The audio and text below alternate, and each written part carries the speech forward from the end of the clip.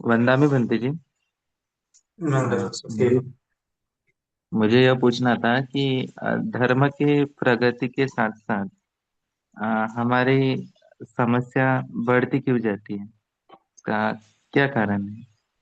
जैसे जैसे धर्म की प्रगति हुई, धर्म में हम आगे बढ़े, हमारी समस्या बढ़ती जाती है। जैसे कि चैंटिंग करते समय थोड़ा सा विकृत दृश्य आना। इसके लिए मतलब क्या करना चाहिए?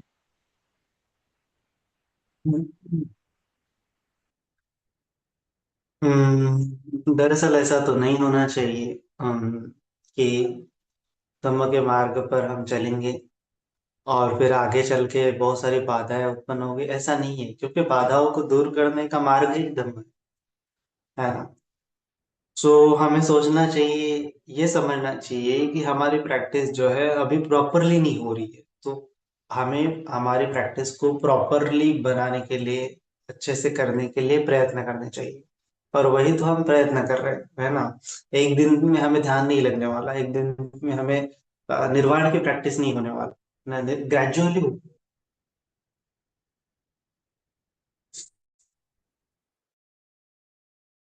धीरे धीरे धीरे धीरे स्टेप बाय स्टेप होती है। तो हम्म, शुरुआत में ही धम्म की प्रैक्टिस करने में बाधा उत्पन्न हो सकती है, लेकिन जैसे आपको प्रैक्टिस आ जाती है तो फिर बाधा नहीं उत्पन्न होती। ठीक है, तो इसीलिए आपको धम्मा की प्रैक्टिस करने से मतलब है कि आपको मैत्री भावना करना है, आपको ध्यान करना है, शील समाधि प्रज्ञा, ये तीन चीजें हैं। तो इन तीन चीजों बढ़ रही है तो वैसे वैसे आपके जीवन में दुख कम हो जाते हैं। बेसिकली होता यूं है कि इन तीन चीजों को बढ़ाने का मार्ग हमें नहीं पता होता है, इसीलिए हम ये नहीं कह सकते कि हम धम्मा में आगे आगे बढ़ रहे हैं, है ना। ये इस प्रकार से है कि अभी ये 5G के जमाने में हम साइकिल लेके चल रहे हैं, इस प्रकार से है। क्योंकि हमने ग्रोथ नहीं की, हमने इंजन नहीं लगाया, हमने कुछ डेवलपमेंट नहीं किया हमारी साधना में। तो साधना करने का मतलब है कि उसमें बढ़ोतरी होनी ही चाहिए। अगर बढ़ोतरी नहीं हो रही है तो इसका मतलब साधना भी आपके आगे आगे नहीं बढ़ रही है, धर्मा प्रैक्टिस भी आपकी प्रॉपरली नहीं हो रही है ना। वो तो हम करने के लिए कर रहे हैं, लोग कहते हैं इसलिए कर रहे हैं, या फिर मतलब ऊपरी ऊपरी तौर पर कर रहे हैं। जैसे चैंटिंग भी है तो हमें चैंटिंग करते समय में भी अलग अलग अनुभव आने चाहिए। अगर वो नहीं आ रहे तो इसका मतलब हम केवल, जैसे छोटे बच्चे होते हैं वो बोलते हैं बड़बड़ बड़बड़, लेकिन उनका मन कहीं और होता है। तो इस प्रकार से करने से आपको लाभ नहीं मिलने वाला है ना। सो ये चीज है, हमें समझना है कि धम्म की गहराई में उतरने का मतलब है कि उसके साथ साथ हमें अनुभव भी हमारे गहरे गहरे होते चले जाते हैं। और जितने गहरे अनुभव होते चले जाएंगे उतने उतने हम अच्छे से जो कुछ भी बाधाएं आएंगे उससे डील कर पाएंगे, है ना। सो बाधाओं को डील करना ही धम्म है। ठीक है। तो उस समय में हो सकता है कि कभी कभार बड़ी बाधा आ जाती है, तो उस समय में हम आ, कौन सी प्रैक्टिस कर सकते हैं, वो प्रैक्टिस हमें आगे लाके उस प्रैक्टिस को हमें करना है।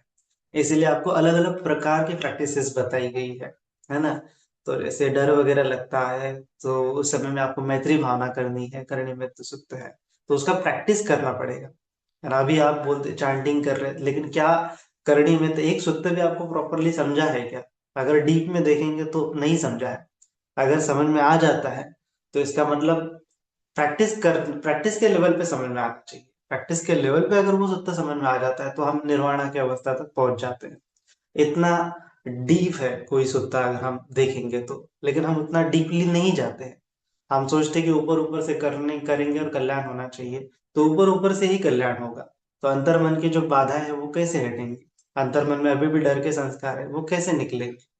तो उसके लिए आपको प्रॉपर प्रैक्टिस करनी पड़ेगी, मरणानुस्मृति है, ये है। तो उस समय में जैसे जैसे आप प्रैक्टिस करते जाओगे वैसे वैसे आपके संखार कम होते जाएंगे, विकार कम होते जाएंगे, उतनी उतनी शांति बढ़ेंगी, उतना उतना सुख बढ़ेगा। बाधा आएंगे लेकिन उतना सुख भी उतना होगा, है ना। सो ये है। तो धम्म कैसा है कि आपको ओपन आई को है न, स्वाखा तो भगवत धम्मो संदिट्ठि को, अकाली को उसका लाभ मिलने वाला है। ओपन आई को वो आगे आगे आगे आपको लेके जाने वाला है। तो ऐसा नहीं कहा जा सकता कि धम्मा की प्रैक्टिस करते समय में बाधा उत्पन्न होती है।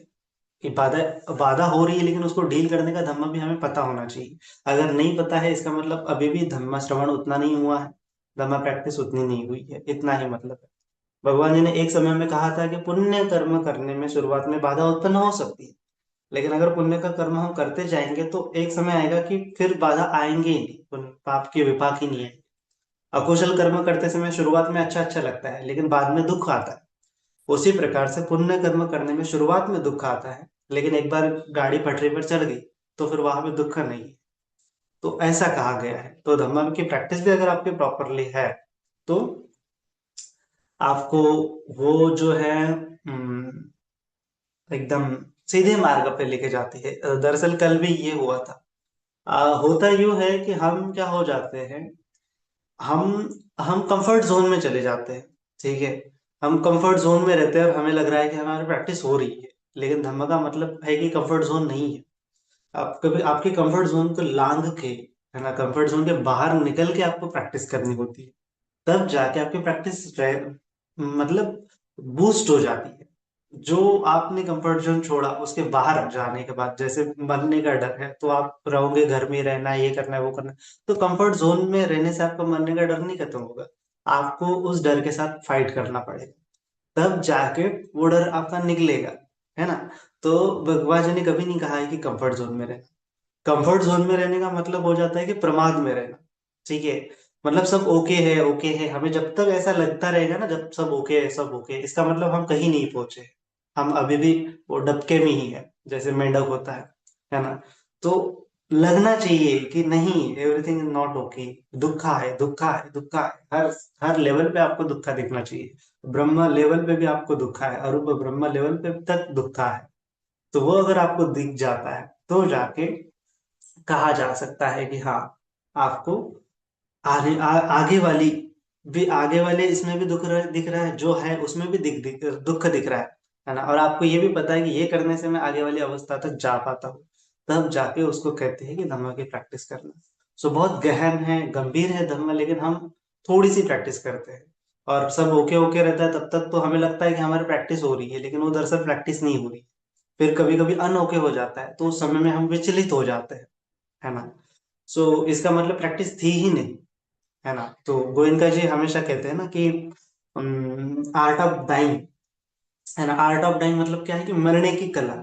तो मरने की कला से क्या तात्पर्य है कि मरने के समय में आपका चित्त कंपित नहीं होना चाहिए, आपका चित्त प्रशांत रहना चाहिए, तब जाके सुगति निर्वाण निश्चित है।